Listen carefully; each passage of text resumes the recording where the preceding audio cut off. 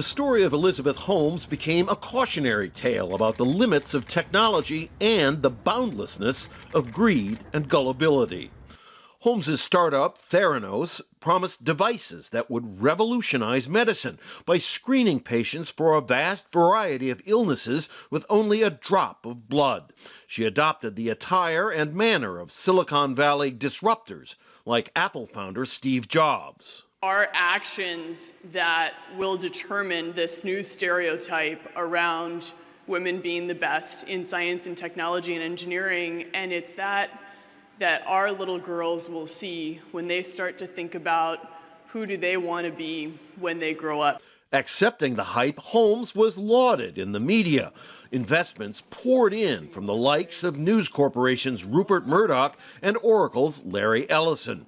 Former Trump Education Secretary Betsy DeVos's family sunk $100 million into the venture.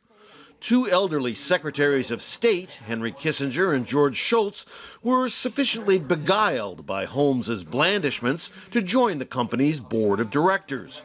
But it was all a fake. The blood testing machines Holmes promised never worked. Investigative journalists and prosecutors began poking holes in her claims. Eventually, the whole enterprise toppled like a house of cards. Theranos closed down in 2018. Prosecutors argued Holmes performed fake demonstrations, falsified reports, and made misleading claims. The 37-year-old Holmes testified in her own defense, blaming everything on her ex-boyfriend, co-defendant, and former Theranos executive, Ramesh Balwani.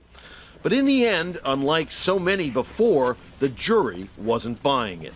Holmes faces a maximum of 20 years in prison for each count. She is expected to appeal. Rob Reynolds, Al Jazeera, Los Angeles.